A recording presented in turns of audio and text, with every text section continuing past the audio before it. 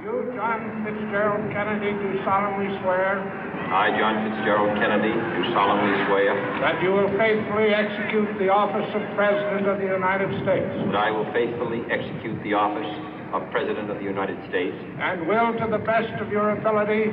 And will, to the best of my ability. Preserve, protect, and defend the Constitution of the United States. Preserve, protect, and defend the Constitution of the United States. So help you God.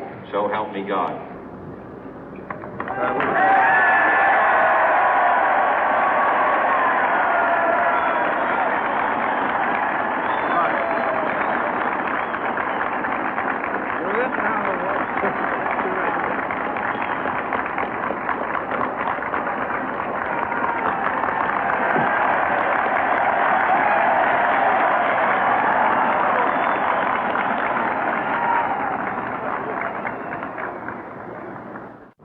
Vice President Johnson, Mr. Speaker, Mr. Chief Justice, President Eisenhower, Vice President Nixon, President Truman, Reverend clergy, fellow citizens.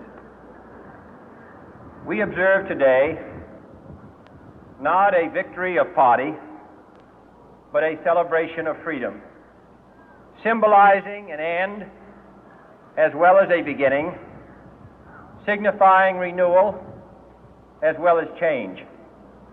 For I have sworn before you and Almighty God the same solemn oath our forebears prescribed nearly a century and 3/4 ago. The world is very different now, for man holds in his mortal hands the power to abolish all forms of human poverty and all forms of human life. And yet the same revolutionary beliefs for which our forebears fought are still at issue around the globe. The belief that the rights of man come not from the generosity of the state, but from the hand of God. We dare not forget today that we are the heirs of that first revolution. Let the word go forth from this time and place to friend and foe alike that the torch has been passed to a new generation of Americans born in this century, tempered by war, disciplined by a hard and bitter peace, proud of our ancient heritage, and unwilling to witness or permit the slow undoing of those human rights to which this nation has always been committed and to which we are committed today at home and around the world.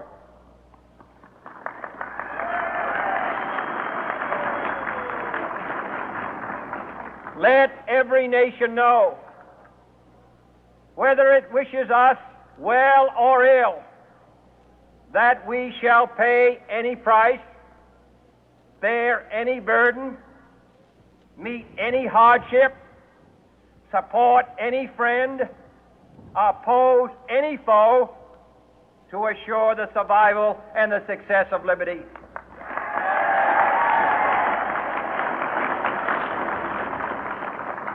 This much we pledge and more.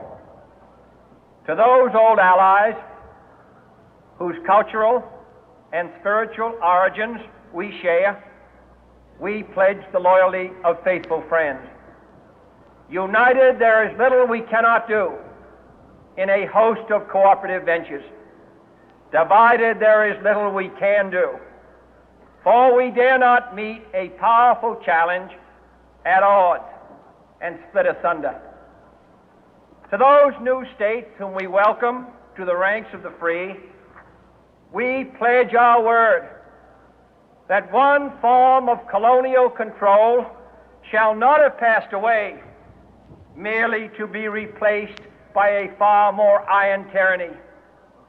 We shall not always expect to find them supporting our view, but we shall always hope to find them strongly supporting their own freedom, and to remember that in the past, those who foolishly sought power by riding the back of the tiger ended up inside.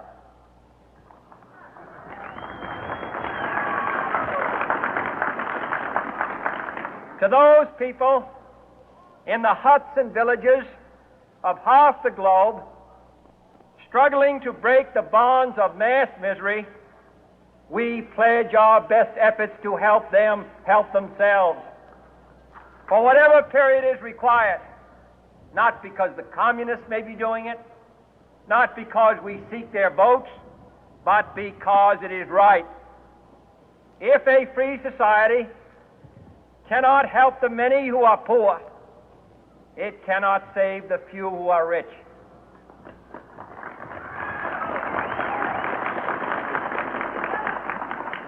To our sister republics south of our border, we offer a special pledge to convert our good words into good deeds, in a new alliance for progress, to assist free men and free governments in casting off the chains of poverty.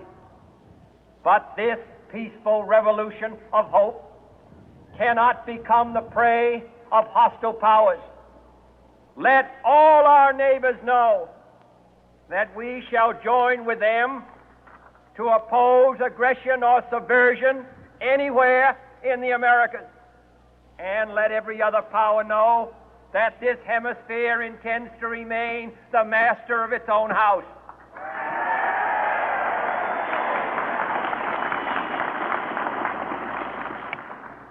To that World Assembly of Sovereign States, the United Nations, our last best hope, in an age where the instruments of war have far outpaced the instruments of peace, we renew our pledge of support to prevent it from becoming merely a forum for invective, to strengthen its shield of the new and the weak, and to enlarge the area in which its writ may run.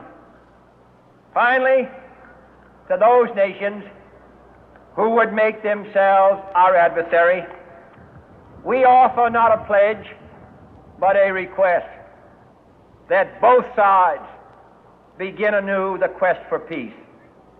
Before the dark powers of destruction, unleashed by science, engulf all humanity in planned or accidental self-destruction, we dare not tempt them with weakness, for only when our arms are sufficient beyond doubt can we be certain beyond doubt that they will never be employed.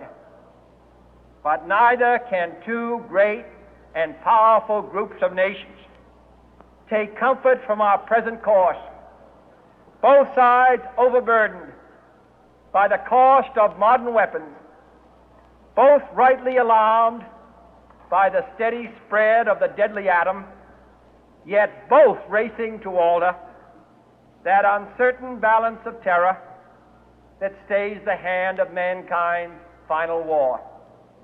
So let us begin anew, remembering on both sides that civility is not a sign of weakness, and sincerity is always subject to proof.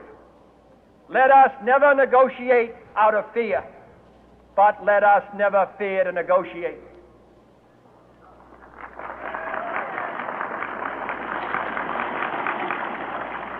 Let both sides explore what problems unite us, instead of belaboring those problems which divide us.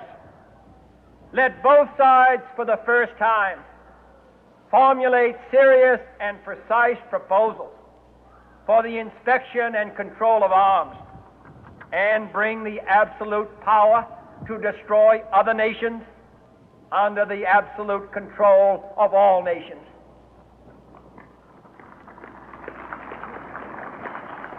Let both sides seek to invoke the wonders of science instead of its terrors.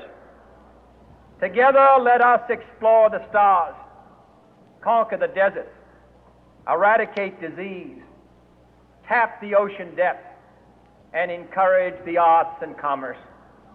Let both sides unite to heed in all corners of the earth the command of Isaiah to undo the heavy burden and let the oppressed go free. And if a beachhead of cooperation may push back the jungle of suspicion, let both sides join in creating a new endeavor, not a new balance of power, but a new world of law, where the strong are just and the weak secure and the peace preserved. All this will not be finished in the first 100 days, nor will it be finished in the first 1,000 days, nor in the life of this administration, nor even perhaps in our lifetime on this planet. But let us begin.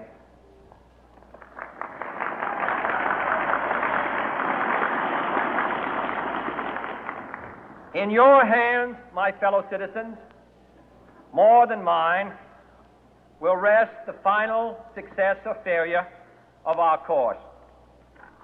Since this country was founded, each generation of Americans has been summoned to give testimony to its national loyalty.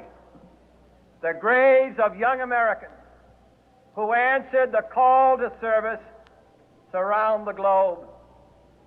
Now the trumpet summons us again, not as a call to bear arms, though arms we need, not as a call to battle, though in battle we are, but a call to bear the burden of a long twilight struggle, year in and year out, rejoicing in hope, patient in tribulation, a struggle against the common enemies of man, tyranny, poverty, disease, and war itself.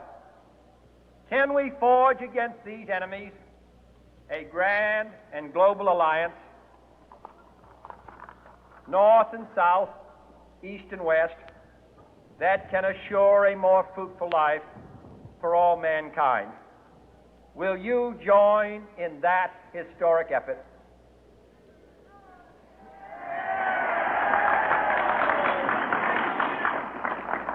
In the long history of the world, only a few generations have been granted the role of defending freedom in its hour of maximum danger.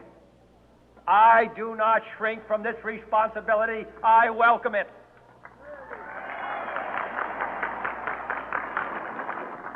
I do not believe that any of us would exchange places with any other people or any other generation.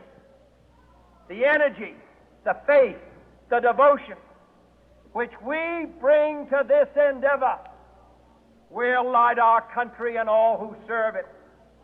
And the glow from that fire can truly light the world. And so, my fellow Americans, ask not what your country can do for you. Ask what you can do for your country.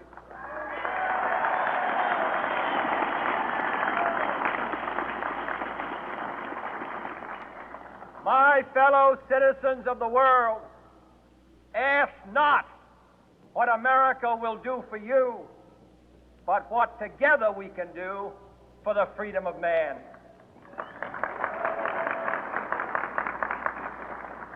Finally, whether you are citizens of America or citizens of the world, ask of us here the same high standards of strength and sacrifice which we ask of you.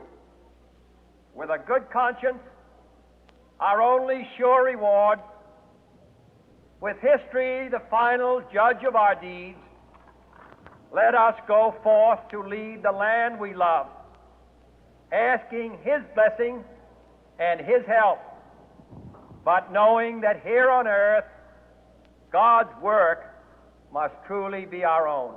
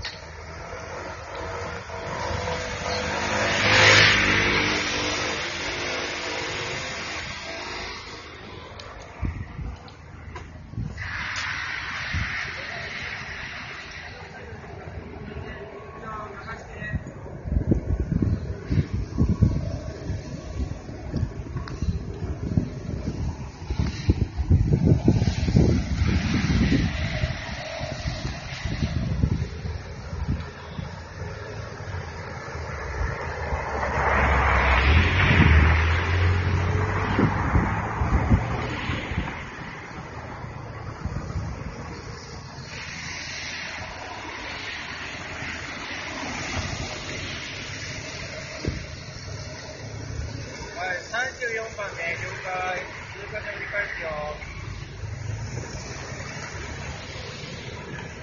どうぞ、ちょっと待ってくださいね。あ、近く。違う。ちょっと待っててね。